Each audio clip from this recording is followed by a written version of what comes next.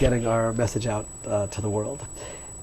The world, I think, liked Israel when we were the David against the Goliath, both after the Holocaust and even. But once they start seeing us as being a power or a superpower or a military power or an occupier, in terms that are used, then people have a very hard time seeing us in that role. And I think we do a poor job on two fronts. One is even explaining why we're not that evil occupier, number one, but number two, to also show the greatness of Israel and the remarkable things that are going on in Israel. It always bothers me. I sit in the Knesset, and there are Arab members of Knesset who say really bad things about us, but it's a democracy, and they're part of the system. And why isn't the world seeing that? Why aren't we focusing on that? That in the Middle East we have Arab members of Knesset who aren't Zionistic and who aren't in favor of our being here, who are allowed to speak their mind in the parliament. So there are things that we can do. I hope that in my small way I can play a role in trying to show the world what Israel's really all about. And you are a Zionist. Would you say Zionist? You're a Zionist, period. Absolutely. Yeah. Absolutely. I don't understand what it means not to be Zionist, frankly. Even if the argument is, well, the government, I'm talking about from a religious perspective now, the government is secular. Let's start with that. There are so many sources about the part of the process actually starting, the process of the Jews returning to Israel, starting with people who identify themselves as secular. That's number one. Number two, every source that I know of that talks about the redemption, talks about the regrowth of the vegetation of the land of Israel. And just look outside my window. Totally lush. Yeah, look at this. This wasn't here before we came back. So either we believe what the sources say or we don't believe what the sources say. But that's what the sources say. So I don't know how you can't see it as the massive step in some kind of a process, however you want to define it. I would define it as a redemption process, but every person their own way. And that's what I think that Zionism is all about. But the whole Haredi community, not the whole Haredi, Lubavitch and so on is Zionist, but generally speaking, people from, can I say your world, from the Haredi world, are not Zionist on the whole. Yeah, I think that's shifting over time. I very much understand where the Haredi world is coming from in general, meaning secular Zionism was a real threat to religious observance and the continuation of Torah. I understand why the reaction was to sort of circle the wagons and say, we're not going to have any part of that. But I think we also have to adapt and recognize that secular Israel today does not have that agenda. No one secular, certainly on the leadership level, is trying to make anyone less religious, and all people are asking for is respect for themselves. We have to respect each other for who we are. And I think it's time for the Haredi community to say, okay, we can deal with this. We can be part of broader society, maybe even have influence on the society without seeing it as a threat. And I think that as that starts happening, Haredim also are open to the idea of saying, wow, something of great magnitude is happening here. And does that really segue into the idea that, the whole Haredi in the military thing and potentially Arabs in the military thing? I mean, how do you come down on this? Sure. Let's remember, in 1948, Haredim served in the army because they understood something of magnitude was happening, and also they were fighting for their lives. And you find people literally went from the Beit Midrash to get a gun and individually they're fighting for their lives. Like, somebody may kill me if I don't take this gun. Right. Correct. And they might not see the Sahel, the Israeli Defense Forces today, holding that importance, even though it does. But I do think that as they start realizing, the same way people then understood that something of great magnitude was happening, they took part in it regardless of secular or not. I think today they're starting to realize it as well. With the Arab population, it's much more complicated. I think that we need to invest more in Arab communities, Arab villages, in terms of infrastructure and education, and then we can demand national service. But for me, this is me personally now, I'm not talking for my party, what bothers me the most in terms of the army issue is the lack of unity amongst the Jewish people. And that's why I separate the Arab question from the Jewish question. Every source that we have talks about the significance of the unity of the Jewish people, and that if we're hoping and praying for a final redemption, it depends on our unity. That's every source talks about. We were exiled because of our lack of unity, and we have redemption because of unity. And there is real polarization in Israel, and the army issue is a huge part of that, or the service issue, I should say, because And the secular community is now open to so many compromises. The elite scholars that can focus on studying, they can start at 21, create Haredi units, create Haredi yeshivot where they combine together learning Torah and service. They can do national service within their communities if they want to. I just feel that there's a historic compromise on the table, and a tragic mistake is being made by Haredi leaders who are waving the battle flag against this instead of saying, wait a minute, let's take a pause, let's study this. This is something we can work with. Let's be involved. And do you think there are fairly easy solutions to like the singing, girls sing, women singing in the? Well, I like to joke sometimes. I say that the average. It's a joke, but it's a serious issue. But the average young man in the Haredi community, for all I know, he's been told that they want to pull him out of the study hall and send him to a secular unit where a woman's going to be singing in his ear all day, and that's just not the reality. The army will do whatever it can to be sensitive to everybody's spiritual needs. Will there be times where there'll be a mix-up or a mess-up? And yes, and then chief rabbis throughout the ages, throughout the decades, have sat in ceremonies where women sang, and you deal with it however you deal with it. But it's not going to be army policy to have women singing for them. The more the Haredim are involved in the army, the more I believe the army will meet their needs, and that's a critical statement. Our platform was built with input from the military, both in terms of what kind of programs, how many years they need, how many guys they need, options for national service. It was all done in complete consonance with the army and consulting with them. Again, I really do believe after we pass the law, I do believe Haredi leadership, maybe quietly, but will be open to discourse and working together with us to make it work. Shifting gears a little bit, I just went to the public viewing area of the Knesset, and I saw, the only Arab woman speaking, and I think they're on recess right now, so there's not very well attended there.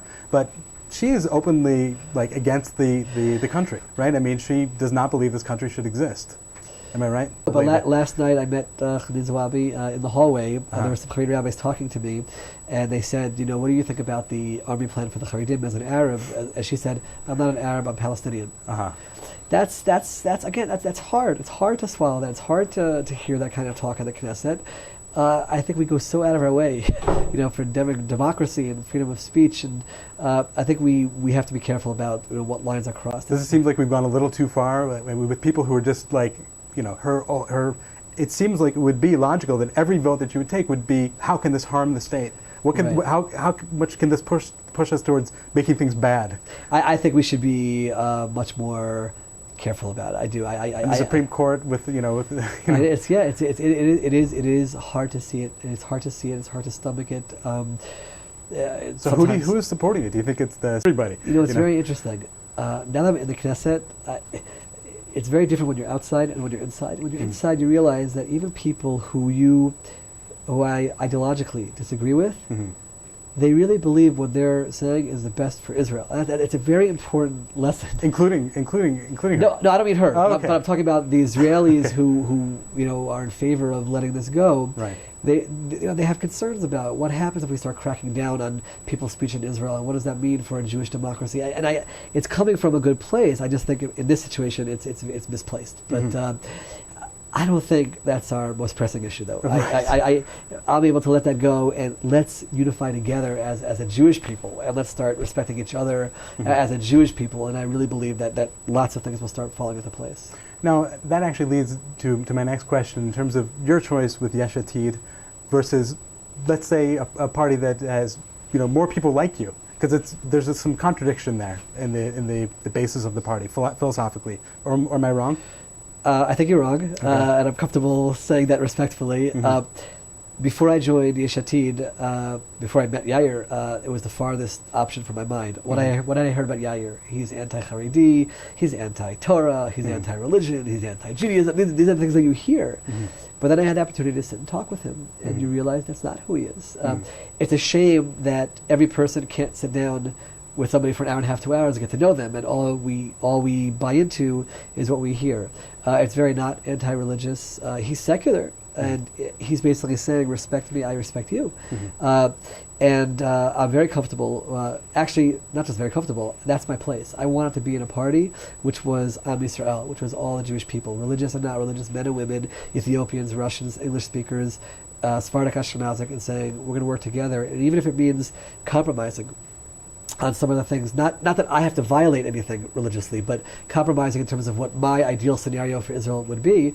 We have to work together and decide what's best for mainstream Israel. And that's really what Yesh Atid is very much all about. And it's also not politicians. We're not career politicians. We came to this because we wanted to make change. That was the slogan in the election, and we're sticking with it.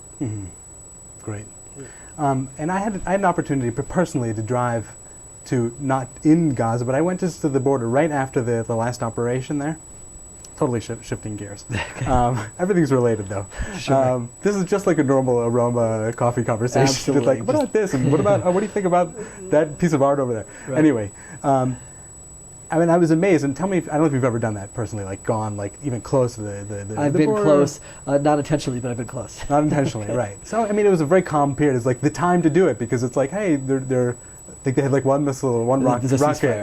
So I kind of went around, and I was awed. I mean, it's a beautiful skyline from far away. I'm probably not that great when you're in it. You know, I don't think we would want to live there, but that could be like an amazing place. I mean, let's say the Vatican is a beautiful place. That could be relative to the Vatican size, just an amazing metropolis of wealth and prosperity, and yet they focus completely on hating us. It seems like they focus, and tell me, am I wrong? It seems like they focus completely on hating us and building, you know, a quiet used only for the purpose of building up more weapons in order to destroy us, and we just have this, you know, constant thing. And do you agree with that? And what can we do better? So Gaza is complicated. Gaza is now run by a group that we all know is a terrorist organization, and they're not looking to make any maneuvers towards peace or negotiations or discussions or recognition of Israel. I'm going to be honest with you, and a lot of people watching or listening might really be bothered by what I'm about to say. I feel bad for people living in Gaza. I feel that, meaning the average person there, and I think there's a human story which we have to think about. Not therefore make peace with them, and not therefore not go to war when we have to. I'm not saying that, but there's a side which says to me it's a shame that people have leaders who are this way. And yes, they were elected, etc. But there's a culture, and I feel bad for people who are in that situation. But you can't feel bad for them at the expense of Israel. We have to take care of our security. We have to do what's best for Israel. And I differentiate between Gaza and the West Bank in terms of that, because there is at least the potential in the current situation for someone to talk to, and it's certainly part of our party platform to be exploring all the options that are out there and see what we can come to, always thinking first and foremost about Israel's security.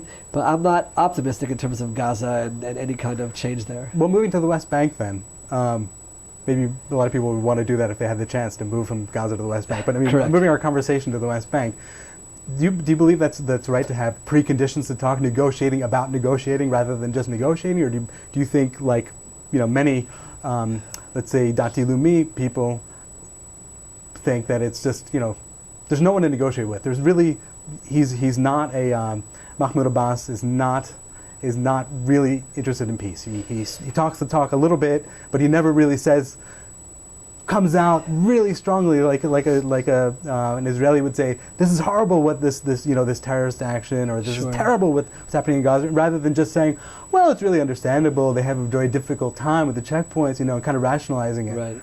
You know, that's what we often ask, you know, where is the person on their side saying, this is outrageous, you know, it doesn't have to be this way. Right. First of all, we have to find those people, and in order to find those people, though, we can never cut off the possibility of coming to an agreement. Meaning, from our perspective, and I've talked to military people, including in our party, who have given their lives to the security of the Jewish people in the land of Israel, and that's the foremost thing on their minds. The worst thing that we could do is to say, there's no possibility of this ever happening, let's move on. Because the moment you take away any hope from the other side, the one thing you know is that it's never going to happen. And once they know it's never going to happen, then the hope of those moderate voices who say, you know what, it's worthwhile for us to be more moderate and try to work something out, it goes away. We have never said, in Yesh Atid at least, we will make peace. We didn't run in that in the campaign, and we know that it's a process and it could take a very long time. What we did say is we're not willing to say that we won't make peace. We need to be working on it. We need to be negotiating. We need to be talking. We don't believe in preconditions, certainly not preconditions which say stop building in the major areas, which we know in any final agreement, according to every map that's been developed, will remain part of the State of Israel. We believe that we have to be talking. That's the ultimate goal. And we do believe if the other side starts seeing that we're sincere about that, maybe there's a hope that we'll find those people on the other side as well. And it could be that it's Abbas, but I'm not saying it is him. We have to figure that out. If Abbas, for some I know this is not how diplomacy works, but let's just say for some strange reason Abbas says, I would like to speak to Dov Lipman. He sounds, you know what? He feels something for you, and he wants to avoid it. He wants to talk to you personally. Would you speak to him? Absolutely. Would you seek the permission first from I don't know, of the Prime Minister or from the head of our party? I would talk to Yair about it and make sure that the leadership of the party to make sure that's not in any way hindering anything else that's in the works and other discussions. I think the worst thing I could ever do is to say there's someone who I won't talk to. I think you always have to explore it, always see what they're all about. You never know. Even somebody like one of the terrorist leaders from Gaza. I mean, after all, they're okay. It's been many years since they've had an election, but at one time they were voted in. If one of them wanted to talk to you, right? Sounds crazy, but I see a distinction between the two, and I'm very comfortable making that distinction. No, I need to see some steps saying there's some recognition of Israel, some recognition of our right to be here before you can actually sit and get into the room and talk. And I think that's the first step, which you always have to have in order to sit and talk with someone. Moving on to day-to-day Americans feeling scared in Israel, and especially now with this Lebanon and Syria thing, and potentially Iran in the future. Do you think that there's a genuine reason to be scared on a daily basis? We just had the siren test a couple days ago. I'm going to be very honest with you. I don't feel that sense of fear. I know that every Israeli leader, whether it's the prime minister now or even someone who might be political adversaries, people I disagree with, will take care of Israel's security, and we'll do what we have to do. And I'll put on my religious hat right now and say I do believe that God will protect us in every situation. We have to take action. We have to do what we have to do. You don't feel in this building on a daily basis, you don't feel that kind of tension. We're dealing with a lot of internal issues. And you know that the IDF and with the help of God that we'll be okay. So I don't live with that constant sense of fear. Look, you're a rabbi. This is in a way a silly question to ask, but people ask this question. Do you ever doubt your religion? Do you ever doubt the basis of it? I mean, I think that personally, I think that any person who says they never have questions is not being honest with themselves. I think it's natural. It's normal. I heard a beautiful thought. We say a prayer at the end of the morning services, Ein Kelokenu. We say there's none like our God, and then a few lines later we say, who is like our God? You just started it by saying there's none like our God. What do you mean, who is like our God? And the answer was, we live our lives with a certain commitment and fervor. There is none like our God. But then you can ask questions, and that's okay. And the goal is to try to make sure that the questions don't majorly impact your day-to-day life. There's no question that those doubts creep into play. There are moments in life where, certainly in the more challenging moments, where things are difficult, and you ask questions. And I think that's natural and normal. When I was a teacher in the classroom, I tried to teach my students that they should be asking questions. The whole Seder on Pesach night and Passover night is in question form. We're supposed to ask questions. That's okay. That's who we are. The whole Talmud is question and answer. And I think it's healthy. I think it's normal.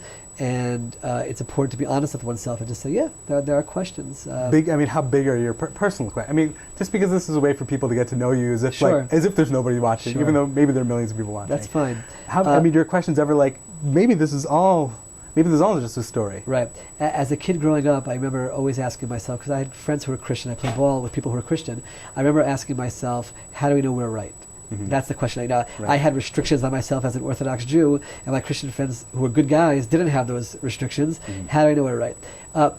I never doubted God. I think that in intelligent design, you just study the wisdom of creation, and it's not. There has to be a God, and that's what Maimonides says. Maimonides says that's the way you can really understand your God. That's why we have to be studying science, and you have to understand the wisdom of creation. That helps a person get closer to the notion of there being a God.